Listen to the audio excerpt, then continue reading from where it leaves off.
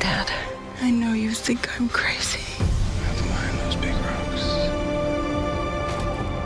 But I feel her. When it came to approaching the sequel, you had experience with sequels before to much-loved films. Yeah. Was there a particular lesson you took from the approach to them into The Way of Water and the other Avatar? I think, well, I think it might be instinctive, like what the balance is between what you recreate for the audience that they're familiar with and what you do to kind of, just change it in radical ways that they're not expecting. So I don't know, I mean, I'm going to ask you, you walked into the theater, when did you see it, yesterday? Yeah, last night. Yeah, okay, so you saw it yesterday, you walked into the theater, oh, I know what an Avatar movie is. Was it what you thought it was going to be?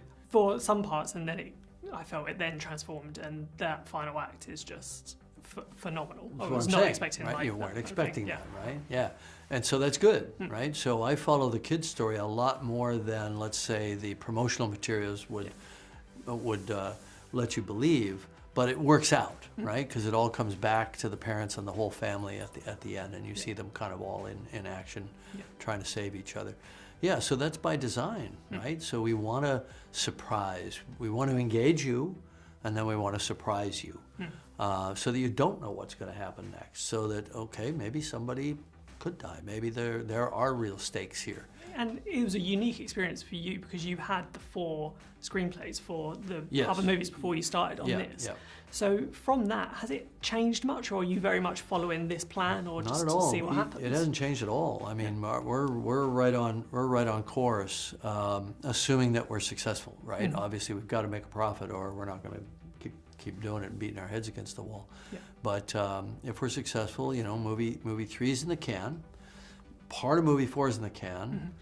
The rest of the script I strongly believe in. I really strongly believe in the script for 5. Now that said, every movie's a journey. The last draft of the script is when you edit the film.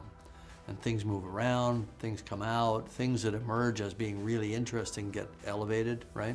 That's a whole other draft. And this film changed a lot in the editing process from the written page. And because you, as you say, you seem confident that we're going to be here talking in 2 years' time about Avatar 3? Well, Avatar, like I Yeah. said, we've already done the bulk of the work. We still have to go through the whole finish process with Weta Effects on Avatar 3. But yeah, pretty sure that we're gonna be back here in a couple of years. Yeah, and I could see through this there are like little strands that you feel might be picked up across this multi. We don't answer every narrative. question, right? No, exactly. Right. So I was wondering, in that classic kind of franchise sequel vibe, was there ever a sense of like putting like a credit scene teaser in there or some kind of cliffhanger, or did you very much want this to be its own No, it thing? pretty much ends the way it was written. I mean, obviously the enigmas around Kiri are not resolved, and that's by design, right? So there are unanswered questions by design. There are a lot of answered questions, and the specific proximal threat of this story is resolved,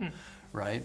So it's more like episodic television in the sense, that the characters are the characters have their problems, and those problems will persist and they'll get resolved over multiple films, but the specific threat of the specific moment will always be resolved. Yeah, And that's our motif that we applied to these films.